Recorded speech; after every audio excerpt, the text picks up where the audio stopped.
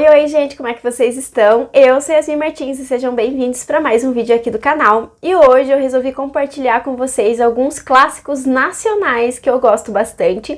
Recentemente eu fiz uma lista com clássicos estrangeiros, pretendo lançar também a parte 2 daquele vídeo. Mas nesse vídeo aqui eu resolvi trazer alguns nacionais, que eu sei que às vezes a gente pensa que quando a gente é obrigado a ler na escola alguns clássicos, ou para vestibular, ou para alguma prova da escola mesmo, a gente acha que esses clássicos são ruins, ou que não tem clássico nacional que seja tão marcante quanto outros estrangeiros que a gente já viu. Então resolvi fazer uma lista de alguns clássicos que eu li.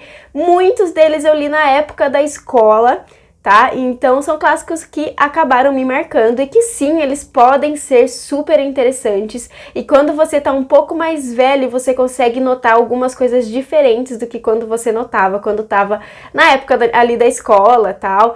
Eu comecei a ver que eles são muito mais interessantes quando eu fiquei até um pouquinho mais velha, mas mesmo na época do colégio eu já gostava bastante, então eu fiz essa lista para compartilhar com vocês. Não se esqueçam de curtir o vídeo, de se inscrever no canal, que isso ajuda bastante.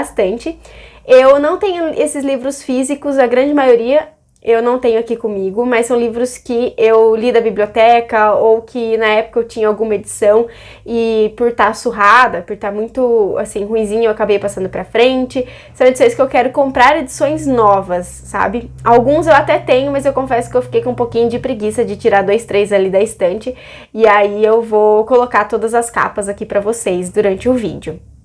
O primeiro livro que eu quero indicar é A Hora da Estrela, da Clarice Lispector. Eu sei que a Clarice não nasceu no Brasil, ela nasceu na Ucrânia, mas ela veio para o Brasil muito jovem, muito criança ali, com seus 2, 3 anos de idade. Então sim, ela foi considerada uma escritora brasileira, e eu gosto muito de A Hora da Estrela. Eu acho que é um livro de despedida, acho não, né? É um livro de despedida dela, foi o último livro que ela escreveu. Então a gente vê muito nos personagens, nos protagonistas, um pouco da vida dela, né? Com uma mulher solitária, com um escritor ali no final da sua vida, com problemas para escrever, enfim. A gente vai ver muito da vida dela, muito dos sentimentos que ela estava tendo naquela época que ela escreveu dentro desse livro. Também é uma história super curtinha, eu acho que vale muito a pena conhecer. E também outros livros da Clarice. Hoje a gente tem várias edições aí com compilados de contos dela, várias edições com textos dela, então vale a pena vocês conhecerem um pouco da escrita dela. Eu sempre gostei, eu sempre achei ela, assim, uma escritora incrível. Então eu li A Hora da Estrela, eu acho que estava no primeiro colégio, gente, isso tem bastante tempo.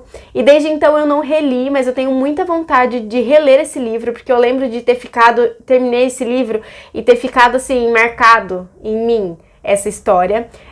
Não só de ter vontade de pesquisar mais sobre a autora, de pesquisar sobre a vida dela, tudo que aconteceu, pesquisar outras obras, mas também A Hora da Estrela em si ficou marcada em mim. Era uma edição que eu tinha, e eu lembro que ela estava muito judiadinha, eu acabei passando pra frente, né, acabei doando ali essa edição, mas eu tenho muita vontade de pegar outra, de comprar outra, até alguma edição de sebo que esteja um pouco assim, em condições um pouco melhores. Mas eu tenho muita vontade de comprar outra edição e reler essa história, porque ela realmente me marcou bastante. O próximo livro é aproveitar o embalo aí do lançamento do segundo filme, que é O Alto da Compadecida. Gente, esse livro ele é fantástico, ele é muito engraçado. Se você gosta do filme, você com certeza vai gostar dessa história em formato de livro também.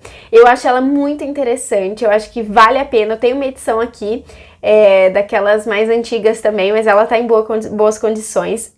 E eu li nessa edição, ela era até do meu marido, né, quando a gente ainda morava separado. Depois acabamos juntando todos os livros, mas ela era dele já, e eu li depois que eu conheci ele, e eu gostei muito dessa história. Uma história curtinha, eu já tinha assistido o filme, aí eu resolvi ler o livro e reassistir o filme. Gente, eu acho essa trama toda fantástica, os protagonistas são incríveis, e eu tô muito ansiosa pro lançamento aí do segundo filme também. Eu quero saber o que vai acontecer. Eu acho essa história incrível. Ela vai te deixar presa, ela vai te divertir, ela vai te trazer ensinamentos, ela vai te trazer pensamentos sobre a vida. Então, para quem não conhece, eu acho que vale a pena vocês conhecerem. Eu vou deixar todos os links dos livros que eu tô comentando da Amazon aqui embaixo para vocês conferirem, não só a sinopse certinho, mas também outras opiniões e também as outras edições. Eu nem vou entrar em tantos detalhes em relação à sinopse, porque eu acho que são livros que muita gente já conhece, seja por adaptações indicações, ou seja, por comentários, ou já ouviu falar em algum momento desses autores, dessas histórias. Então eu tô realmente indicando alguns livros que foram livros que me marcaram e que são clássicos que eu acho super interessantes e que eu acho que vale a pena vocês conhecerem. Apesar de trazerem o termo aí clássicos, não são livros pesados, não são livros complexos, mas são livros que vão trazer e agregar alguma coisa na sua vida. Então eu acho que o Alto da Compadecida também é um desses livros e que eu acho que vai te marcar bastante.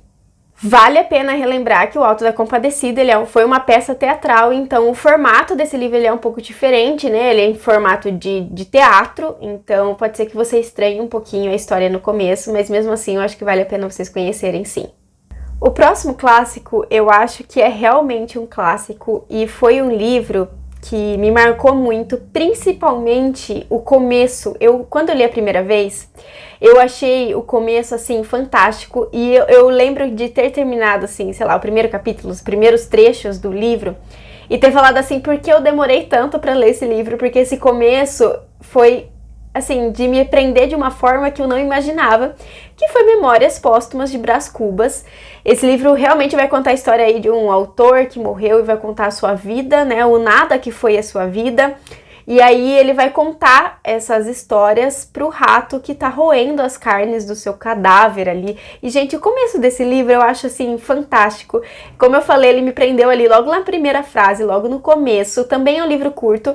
Ele tem uma pegada um pouco mais complexa, assim, uma leitura um pouco mais lenta. Pelo menos eu achei uma leitura mais lenta. Mas é uma história muito interessante e eu juro, gente, ele vai te prender já na primeira página.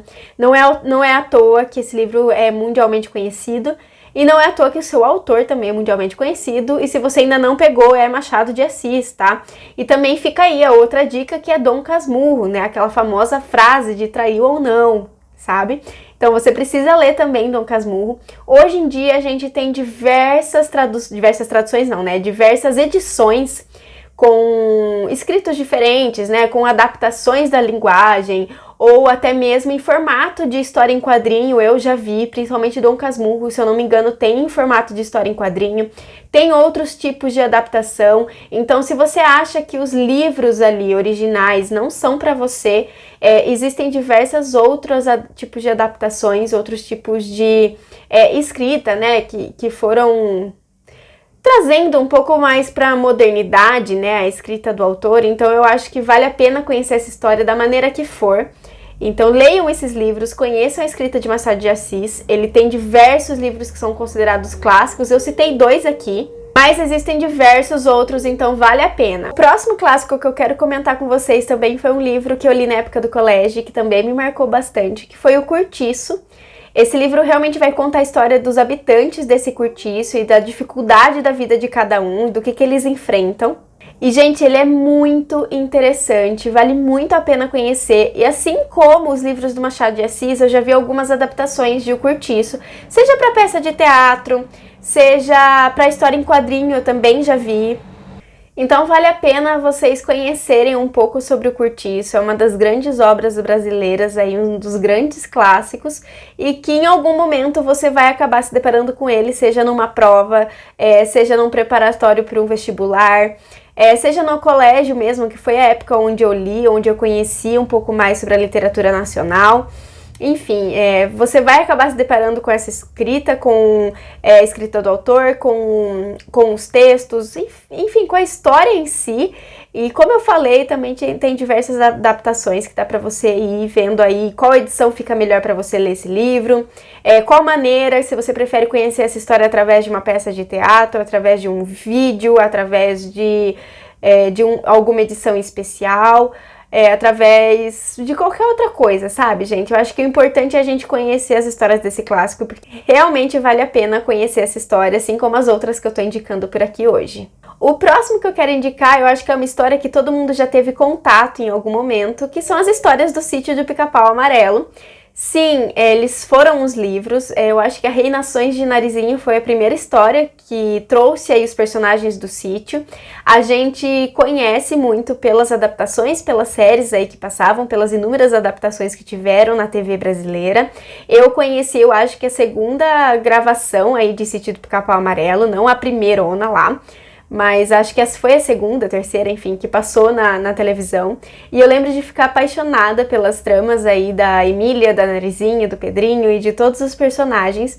Então, sim, é um clássico nacional e sim, nós temos histórias, nós temos livros, então vale a pena vocês pesquisarem, até para apresentar aí, sei lá, para filho, sobrinho, neto, para quem tá querendo começar a ler, criança, e tá querendo ler essas aventuras, assim, e você lembra o quanto Sítio do Pica-Pau foi importante na sua vida. Eu acho que é importante a gente apresentar também para as novas gerações através desses livros, que também você encontra várias edições, seja edição de sebo, edição mais nova, ou mostrar também as adaptações de Sítio do Pica-Pau Amarelo, porque são histórias que encantam, são histórias mágicas e que marcaram a minha infância. Eu acho que podem continuar marcando a infância de muita gente, mesmo essas novas gerações. Eu acho que basta a gente apresentar isso de uma forma, seja em formato de livro, em formato de adaptação, qualquer outra coisa, desenho, enfim.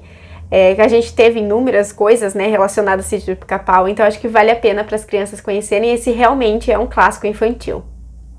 E por último, mas não menos importante, eu queria indicar hoje para vocês o Meu Pé de Laranja Lima. Esse também é um clássico infanto-juvenil. A gente vai ter um protagonista criança que acaba descobrindo o seu refúgio num pé de laranja lima, e é incrível. Os diálogos desse livro são incríveis. Eu tenho uma edição aqui, mas ela tá toda manchada do tempo. Eu quero muito comprar uma edição mais nova para reler essa história. Eu lembro que quem me indicou foi minha mãe, e eu era bem mais nova, mas ela sempre falou que ela conhecia essa história e que valia a pena conhecer também. E aí eu li o livro, eu gostei muito e pretendo comprar uma outra edição. Mas vale muito a pena conhecer essa história, gente. O protagonista, ele tem, se eu não me engano, no começo ali, tem 6 anos. E como eu falei, ele enfrenta muita coisa na vida. Descobre a dor da perda, descobre a dor de ficar de castigo, a dor de tomar uma surra. E ele encontra no Pé de Laranja Lima um amigo, um refúgio, um porto seguro. E é muito legal ver a interação dele com a natureza, dele com a família, de conhecer esses personagens. Então vale a pena mergulhar de cabeça nessa história. E mais uma vez é um clássico infanto-juvenil, então sim, as nossas jovens crianças aí, elas podem conhecer esse livro e eu acho que vale muito a pena. É uma boa porta de entrada para quem quer ler mais, né? É um livro até que, sei lá, de 100 e poucas páginas, vou até ver quantas páginas tem.